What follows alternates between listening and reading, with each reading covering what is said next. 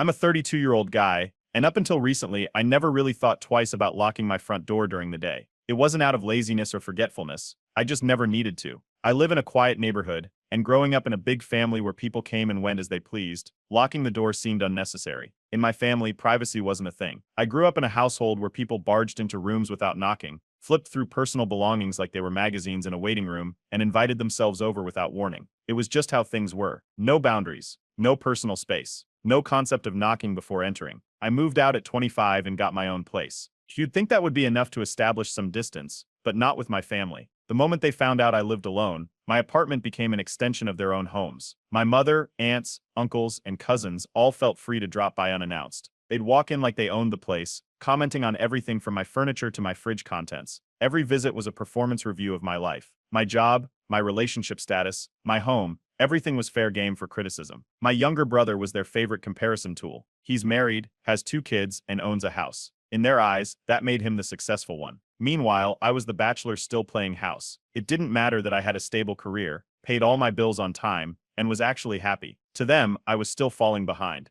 The comments were constant. If there were a few dishes in the sink, no wonder you don't have a wife. Who'd want to clean up after this? If I ordered takeout instead of cooking, your brother's wife makes home-cooked meals every night. Maybe you should learn something from them. If I bought something nice for myself, you should be saving for a house instead of wasting money on this junk. It didn't stop there. My aunt once opened my fridge, saw frozen meals, and loudly announced that real men cook, not microwave. My uncle went through my stack of mail, claiming he was just checking for anything important. My cousins once dragged me into a surprise blind date setup because they figured I must be lonely. The worst part? If I tried to hint that they were overstepping, they acted offended. We're just looking out for you. You're too sensitive. Family is supposed to be involved in each other's lives. They never saw anything wrong with it. One particular visit was my breaking point. My mother and aunt showed up one evening, unannounced as usual. I had just come home from work and was looking forward to a quiet night, but they immediately started their usual routine. My mom casually opened a cabinet, commenting on what I had or didn't have. My aunt glanced around the living room, her eyes lingering on a stack of papers before letting out a soft sigh. It was clear they were taking mental notes. Then came the questions. Are you dating anyone yet? Are you even thinking about settling down? Have you considered moving back home to save money? I barely had time to answer before they started throwing solutions at me. My mom had a nice girl from church she wanted me to meet. My aunt suggested I should move closer to family so they could keep an eye on me. When I told them I was happy where I was, they didn't take it seriously. They never took it seriously. An hour later, I was practically pushing them out the door. As they finally left, my aunt chuckled. We'll stop by again soon. That was it. That was the moment I realized they don't visit because they care. They visit because they want to judge, control, and micromanage my life. So I did something radical, something I should have done years ago. I locked the door. It was such a simple action, yet it felt like the most rebellious thing I had ever done. I didn't make a big announcement. I didn't argue. I just turned the lock. The next morning, the first test came. At exactly 9 a.m., I heard a familiar noise. Someone jiggling the handle. It was my aunt. Normally, she'd just push the door open and waltz in like she owned the place. This time she hit resistance. Confused, she tried again. Then came the knocking, confused at first, then more insistent. I watched from the peephole as she hesitated before pulling out her phone. A second later, my phone lit up with her name, then another call, then another. I didn't pick up. Within minutes, the family group chat started buzzing. My aunt sent a message. Hey, just checking in. Your door was locked. Everything good? Then came my mother. Why is your door locked? Are you feeling sick? Is something wrong? Then my cousin, dude, what's up? Auntie says your door was locked. That's weird. It took less than an hour for the entire family to act like I had dropped off the face of the earth. By noon, I had over 10 missed calls and a flood of texts. My mother was convinced something must be wrong. My aunt started messaging other family members, speculating if I was okay. The group chat kept buzzing, and all I had done was lock my door. For the first time in years, I sat in my own home, uninterrupted. No surprise visits. No criticism, no one snooping through my things. It felt good, but I knew my family. This was only the beginning. The knocking didn't stop. It started as a few confused taps, then turned into loud, impatient bangs. My aunt wasn't just knocking, she was hammering on my door like she had a legal right to be inside. The peephole showed her standing there, hands on her hips, looking like she was about to start shouting. She rattled the doorknob again, like maybe it had magically unlocked since the last time she tried. Then came the phone calls. The first one rang. Then another, then another. My phone vibrated nonstop as my family group chat lit up. Messages poured in, one after another. Aunt, why is your door locked? Are you okay? Mom, pick up the phone. We're worried. Cousin, dude, why is Aunt freaking out? Just open the door. I put my phone on silent and waited. Minutes passed. The knocking turned into muffled complaints. I couldn't hear exactly what she was saying, but I could imagine it. Probably something about how I was acting strange, or this isn't normal, or what's gotten into him lately. Then she left. I watched her through the peephole as she stomped down the hall, phone pressed to her ear, already calling someone else. I knew this wasn't over. And I was right. By noon, my mother had officially entered panic mode. More missed calls, more texts. Then a voicemail, her voice shaky and frantic, asking if I was sick, if I had fallen, if something terrible had happened, because why else would I have locked my door? I finally picked up the next time she called, expecting concern. Instead, I got something worse. The moment she heard my voice, her panic turned into something sharper, accusatory, like I had done something wrong by locking my own door. She wasn't relieved that I was okay. She was offended. I kept it simple. I just wanted some privacy. Silence. Then came the flood of questions. Why now? Since when? What happened? Who told me to do this? She asked them rapid fire, like I had joined a cult overnight. I repeated myself. I just wanted some privacy. She hated that answer. I could hear it in her voice. An hour later, my cousin sent me a text. Dude, you could have just told Aunt to leave instead of ignoring her like that. You're kinda turning your back on family, man. There it was. The guilt trip. It didn't matter that they had barged into my life for years. The moment I set a boundary, I was the bad guy. The rest of the family took it even further. By the afternoon, my mother had officially declared a family crisis. Relatives started calling each other. The family group chat exploded with messages speculating about my weird behavior. Someone, I'm guessing my aunt, suggested that maybe I was depressed or going through something. Because in their minds, why else would I suddenly want privacy? Then came the social media post, a vague, passive-aggressive status from my aunt. It's sad when family pushes you away for no reason. Some people forget who's always been there for them. The comments flooded in, support from family friends, replies from other relatives asking what happened. A few dramatic likes from my cousins. I ignored it, but I knew it was only a matter of time before someone directly messaged me about it. Then my mom called again. This time, she wasn't accusatory. She was sad. Her voice was softer, more emotional. I feel like I'm losing my son. The words were carefully chosen, meant to trigger guilt. It didn't work. I told her the same thing. I just wanted some privacy. The conversation dragged on. She tried to reason with me, negotiate, make me compromise on my own boundaries. What if I unlocked the door, just for her, just for family? I held my ground. That night, I got a text from my best friend. He had seen my aunt's post. Bro, what did you do? Your aunt is acting like you murdered someone. I explained. His response? LMAO. Good. You should have done this years ago. That was the first moment I felt like maybe, just maybe, I had done the right thing. The weekend passed without a single unannounced visitor. No one barged in. No one snooped through my fridge. No one sat on my couch and judged my life. For the first time in years, my home actually felt like mine. But I knew my family. They weren't giving up that easily. By the following week, the unannounced visits stopped. No one tried the doorknob. No one knocked. No one called saying they were just in the neighborhood. It was quiet. Too quiet. I had a gut feeling. They were planning something. The first few days of silence from my family felt unnatural. After the chaos of my locked door scandal, I expected more. More calls, more guilt trips, more passive-aggressive messages, but nothing happened.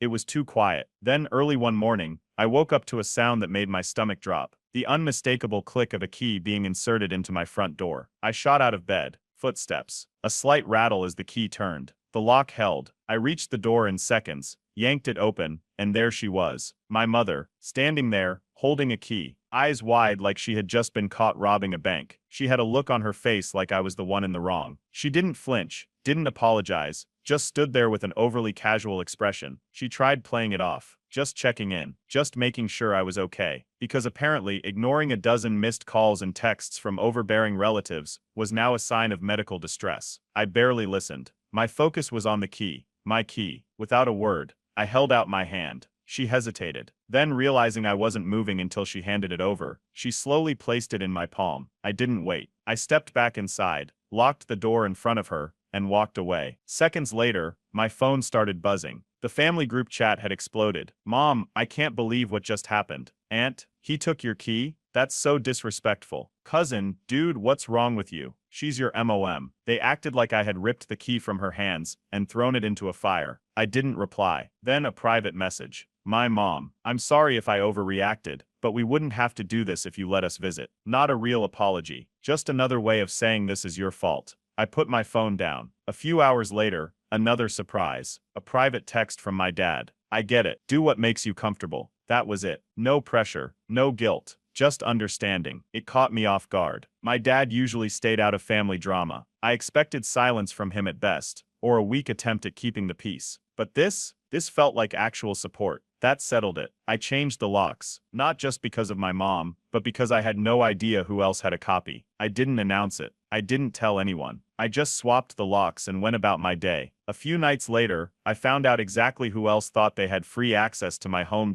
Another late evening, another attempted break-in. Except this time, the intruder wasn't my mother, it was my uncle. I watched from the peephole as he confidently slid his key in, twisted it, and nothing. That's when it hit me. Mom must have given him a copy at some point. I had only ever handed one key to her, but I should have known it wouldn't stay with just her. He tried again, confused. Then again, this time harder, like maybe the lock was just sticking. Then came the realization. He no longer had access. He took a step back, stared at the door, then muttered something under his breath and stormed off. Minutes later, my phone lit up. "Uncle, did you change your locks?" I didn't respond. "Uncle, are you serious right now?" Still nothing. Then he sent a voicemail. His voice was low, controlled but furious. This wasn't how family treated each other. I was being ungrateful, selfish, rude. Then the final blow. "Fine, but don't come crying to us when you need help someday." There it was. The classic family as a transaction mindset. If I didn't let them invade my space, I didn't deserve their support. I didn't care. I never asked them for help. The next morning, another social media pity post. It's sad when people change and think they're too good for family. Some bridges shouldn't be burned. I knew exactly who that was aimed at. And then the cherry on top. A text from my younger brother. "Just talk things out with them, man. They're freaking out." No, I knew what that meant. I wasn't stupid. They weren't just freaking out.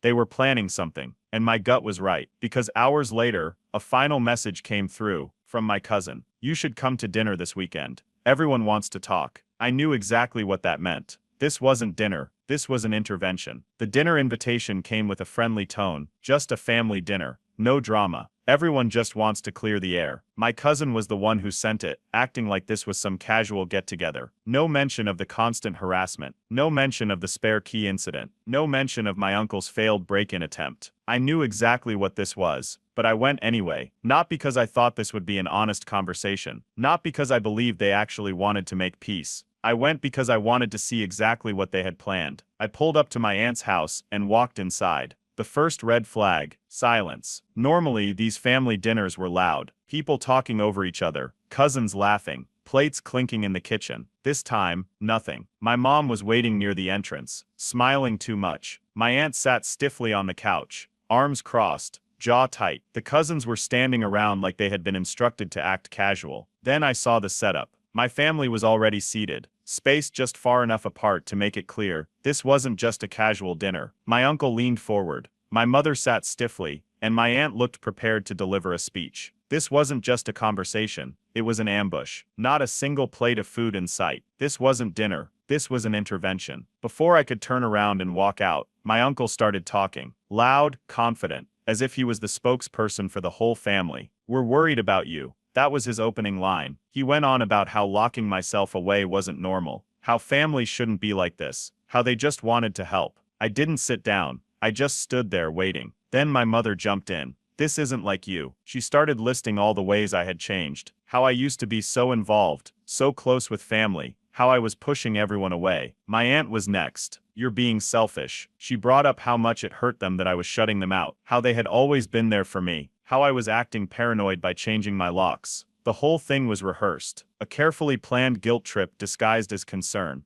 I let them talk. Then when they finally stopped, I said one thing. "Then why did Mom try to break into my house with a key?" Silence. A long, heavy silence. My mom's face twitched. My aunt shifted uncomfortably. My cousin looked away. My uncle's mouth opened slightly, like he was waiting for someone to come up with an excuse. Then finally, my mother found her words. "I was just checking in." Her voice was softer now, like she was the victim. She said she was just worried. That's what mothers do. That she didn't think it would be a big deal. I just stared at her. She kept going. "I didn't mean to upset you." But I didn't respond. Then she pulled out the final trick. The tears, not full-on crying, just the watery eyes, the trembling voice, the slight sniffle, the "I just love you so much, and I don't know why you're doing this" act. My aunt jumped in, sensing an opportunity. "We're your family. We just want to make sure you're okay." Then came the ultimatum. If you're going to keep shutting us out, don't expect us to be there when you need us. The big threat. The consequences for daring to have boundaries. The moment they said it, I knew they expected a reaction, a protest, an apology, a desperate backtrack.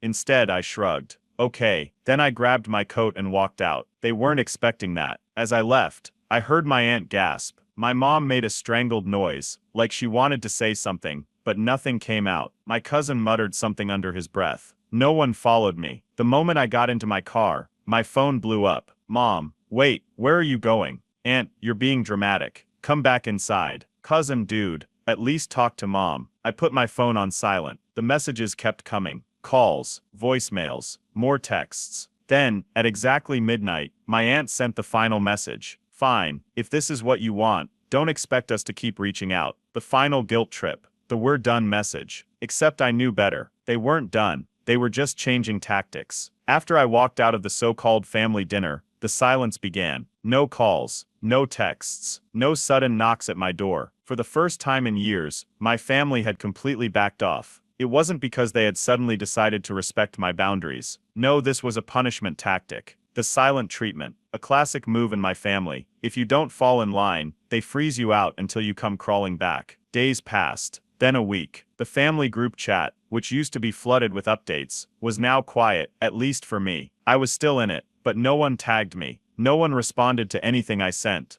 It was as if I didn't exist. Then the expected happened. My aunt, always the queen of public guilt trips, posted on Facebook. It's sad when people forget who's always been there for them. Some bridges shouldn't be burned. The comments poured in. Family friends asking if she was okay. Other relatives chiming in with vague agreements. Someone even wrote, family is everything. Some people just don't get it. I didn't react. For once I had peace. No surprise visits. No random critiques of my life. No one snooping through my fridge. And then, the unexpected visit. It was a late evening. I was about to settle in for the night when I heard it. A knock. Not the aggressive kind. Not the frantic pounding of someone demanding to be let in. Just a simple knock. I checked the peephole. My younger brother, the golden child. I hesitated for a second before opening the door. He wasn't like the others. He never barged in unannounced. Never pried into my life the way the rest of them did. Still, I knew why he was here. He stood there, hands in his pockets, shifting awkwardly. He wasn't angry, just tired. I let him in. He didn't start with the usual family script. No, mom is so worried.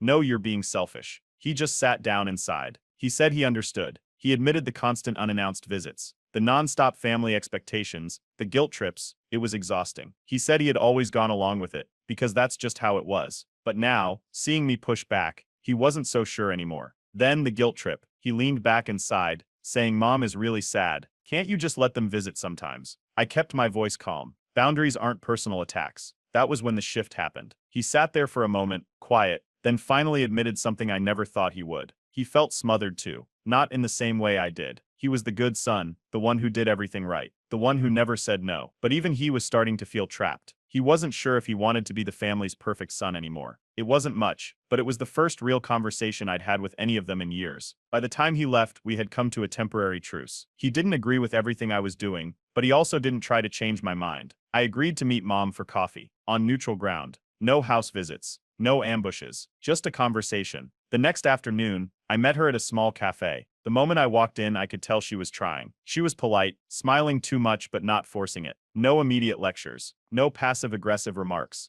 It almost felt normal. For the first half hour, the conversation was fine. Surface level, safe topics. She asked about work. I asked about my nephew. She talked about her garden. Then the slip-up. She took a sip of her coffee, glanced at me, and casually mentioned she still had my old key. Just in case, like it was nothing. Like we hadn't had an entire argument about this exact thing. I set my cup down. I told her, flatly, clearly, and without room for negotiation, that's never happening again. She blinked, like she wasn't sure she heard me right. Then, just for a second, I saw the real her underneath the forced politeness. The tight jaw, the flicker of frustration, the urge to push back, to argue, to control. But she held it in. She nodded, smiled, changed the subject. The meeting ended soon after. She hugged me at the door, told me she loved me, told me she was glad we talked. I walked away knowing this wasn't over. She hadn't changed. She had just changed tactics. A few days after the coffee meeting with my mom, I thought things might actually settle down. The unannounced visits had stopped. The group chat was still eerily quiet toward me, but no one was actively harassing me. Then, the letter arrived.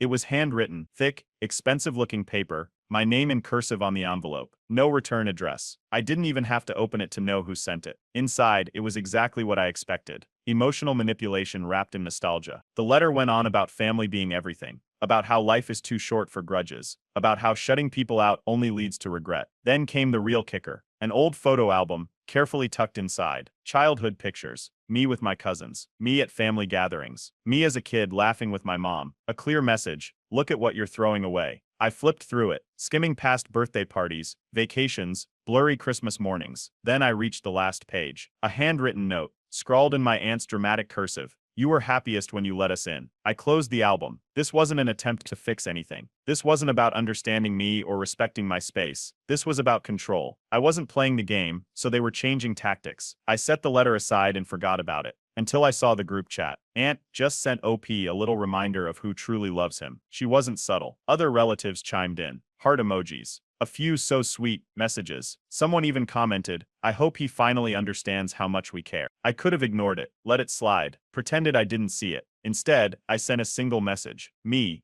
thanks for the pictures. I'll add them to my locked house. The chat exploded. Cousin, wow, so ungrateful. Aunt, I can't believe you'd say something so cruel. Mom, I don't even know who you are anymore. For once, I didn't argue. I didn't defend myself. I didn't explain why I didn't owe anyone access to my home. Then, something unexpected. My dad, the quiet observer, sent a single laughing emoji. That was it. No words. Just, it sent them into another meltdown. Aunt, this isn't funny. Cousin, Dad, are you seriously supporting this? Mom, how could you encourage this behavior? But he never responded. The next morning, a new strategy. Voice messages. Not from my aunt, not from my uncle. Just my mom. Long, drawn-out, emotional monologues. I just miss you. I don't know why you're doing this. I wish things could go back to the way they were. It wasn't the angry, demanding guilt trips from before. This was softer, meant to sound like she was heartbroken, meant to make me feel like I was the one who caused all of this. I didn't respond. I muted her. No arguments. No back and forth. Just silence.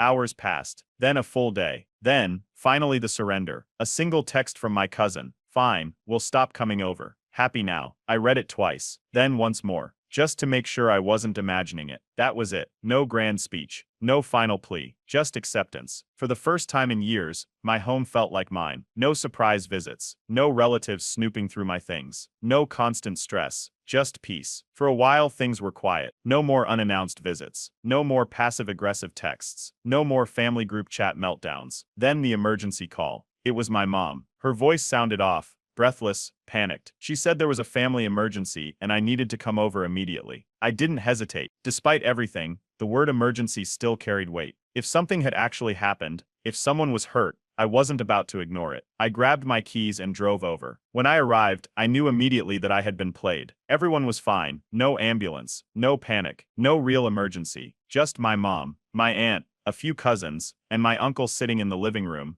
all looking way too calm for a so-called crisis. Then the fake intervention. The moment I sat down, they launched into it. I was hurting the family. I was tearing everyone apart. My refusal to let them visit was cruel. My behavior was concerning. Same script, different setting. I leaned back, arms crossed, letting them talk. Then my aunt, frustrated that I wasn't reacting, scoffed. If you don't want to be part of this family, why don't you just move away? It was meant to be an insult, a challenge. But instead of arguing, I smirked. That's actually something I've been thinking about. Silence. The entire room froze. My aunt's face went blank. My mom's mouth opened, then shut again. My uncle shifted uncomfortably. They weren't expecting that. I stood up feeling more certain than ever. Their fake intervention only confirmed what I had been considering for weeks. I needed space. Real space. And maybe that meant starting over somewhere new. As I walked to the door, my mom scrambled to backtrack. You don't have to take things so literally. We just want to work things out. You're misunderstanding what we meant. I didn't reply. I got in my car and drove straight home. Then I started researching jobs in another state. It didn't take long for them to find out. One of my cousins had been snooping. I had left my laptop open during a visit from my younger brother. He hadn't said anything, but later that night, a message popped up in the family group chat. Cousin so OP's looking at jobs out of state. Guess he really is abandoning us. And just like that, the meltdown began. My phone blew up. My mom was crying. My aunt was furious. My uncle went on a rant about loyalty and how family always sticks together. Then came the sudden niceness. After weeks of ignoring me, after setting up an ambush disguised as an intervention, suddenly, they were polite. Cousins checking in, mom sending random thinking of you texts, aunt acting like nothing ever happened.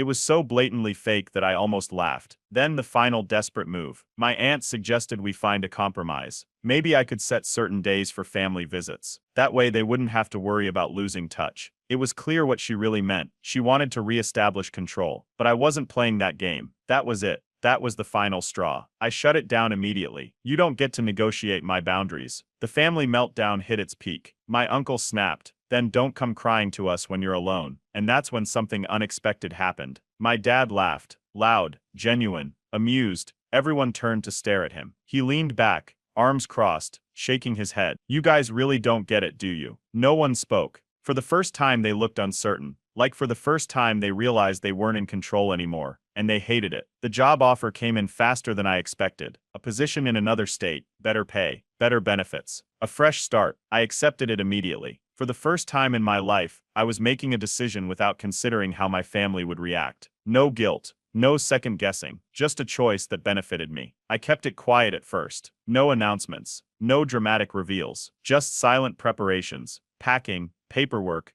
finalizing my move. Then the family found out. It didn't take long. My mom came by unexpectedly, not to my apartment, but to my workplace, public, where I couldn't ignore her. She wasn't angry. She wasn't crying. She was in full, "But we'll miss you so much" mode. Suddenly, everything had changed. The same woman who spent months guilt-tripping me for wanting privacy was now devastated that I was leaving. She talked about family sticking together, about how she always thought I'd settle down nearby, about how it's so sad when kids move away and forget where they come from. Then the last-ditch guilt trip. My aunt jumped in, saying my cousins would be heartbroken if I left. I laughed. Funny, they never cared when they were making my life miserable. That ended the conversation fast. Then came the apartment drama. My uncle, the same one who tried to use a spare key to break in, wanted to know what would happen to my place. At first it sounded innocent, just casual questions. When's your lease up? Do you need help moving? Then it became obvious. They weren't asking out of curiosity. They were angling for something. One cousin hinted that it would be so convenient if they could use my apartment for a while. My aunt casually mentioned that my younger cousin had been thinking of moving out soon. As if my apartment, that I paid for, that they had invaded for years, was suddenly up for grabs. I shut that down immediately. My lease is ending. You don't get a say in what happens next. That was the last straw for them. Then came the farewell dinner disaster. My mom insisted on one last meal together, a proper send-off. No drama, just family. I almost declined. Almost, but my younger brother, the only one who had actually listened to me, asked me to come. So, I went. The moment I stepped inside, I knew I had made a mistake. The atmosphere was tense, too tense. My mom was being too nice. My aunt was staring daggers. My uncle was already irritated before I had even sat down. Then my uncle set the tone for the night. "We'll never forgive you for this." And just like that, the ambush began. The betrayal, the accusations, the dramatic, "You're abandoning us" speech. My aunt ranted about how I was turning my back on family. My uncle said I would regret this. My mom made it all about her. How could I do this to her? Then the unexpected hero. My dad, who had stayed out of the drama for months, finally snapped. He's an adult. Grow up and deal with it. Silence. For the first time, my family looked stunned. My dad had never stood up for me like that before, never spoken against them, and they hated it. The entire dinner exploded, shouting, arguing, a full-on war between my dad and the rest of the family. I didn't engage. I didn't explain myself. I just stood up, grabbed my keys, and left. The next morning I packed my car. No one showed up. No last-minute dramatic speeches. No attempts to stop me. Maybe they were still fighting. Maybe they had finally realized they couldn't control me anymore. Either way, I didn't care. I drove out of town, windows down, music blasting. For the first time in years, I felt something new. Peace. A month passed after I moved. No surprise visits. No forced family dinners. No unannounced key jiggling at my door. Just silence. Then the unhinged messages began. Unknown numbers. Blocked calls. Random voicemails left at odd hours. The first wave was guilt. "You're making a mistake. You're going to regret this. Family is forever." The second wave, anger. "You think you're better than us now. Running away doesn't change anything. Don't come crawling back when you realize you're alone." I didn't respond. Didn't even read half of them. Blocked. Every single one. Then the long-winded guilt trip. My aunt, the queen of manipulation, sent a novel-length email about how shutting out family leads to regret, how I was breaking my mother's heart, how I'd regret it when it's too late. I deleted it without finishing. The first holiday without them came and went. I spent it with real friends, people who actually respected me. No drama, no criticism, no forced guilt, Just laughter, food, and genuine happiness. It was the best holiday I'd had in years. Then I got an unexpected update. A mutual cousin, one of the few who never got involved in the mess, reached out casually. They still have family dinners, but it's weird without you. They don't have anyone to criticize. That made me pause. The entire time they never really cared about me. They just liked having someone to pick apart. Now with me gone, they had nothing to focus on. The shift had forced them to look at each other, and they didn't like what they saw. Then came the "we miss you" attempt. After weeks of silence, my mom finally emailed. "I just want to talk. Nothing else. No guilt trip. No accusations. Just that." I replied, "But on my terms. If you actually want to talk, it has to be on my terms. No guilt trips. No surprise visits. No lectures." I expected a quick reply. Instead, weeks of silence. Then her final response. "You've changed. I don't even know who you are anymore." There it was. She didn't want a real conversation. She wanted control. Without it, she had nothing to say. Then the ultimate plot twist. A call from my dad. Private. Just him. For once he wasn't neutral. Wasn't playing both sides. His voice was calm, quiet, almost regretful. "I wish I had done what you did years ago." It was the closest thing to an admission I'd ever get. He knew. He always knew, but he never had the guts to push back. Now he saw it clearly. Then the best news yet. My younger brother, the golden child, the one who had always played by their rules, was thinking about leaving too. Not just moving out, moving away. The family's worst nightmare. If he followed in my footsteps, they would lose all control. Then the last desperate text. My mom, after everything, after months of silence, sent one final plea. "If you ever come back, we'll forgive you." As if I had done something wrong. As if I was the one who needed forgiveness. I sent the coldest, most honest reply I could. "There's nothing to forgive. I just grew up." That was the end of it. I never fully cut them off. But I only spoke to them on my terms. And for the first time ever, they had no choice but to respect that.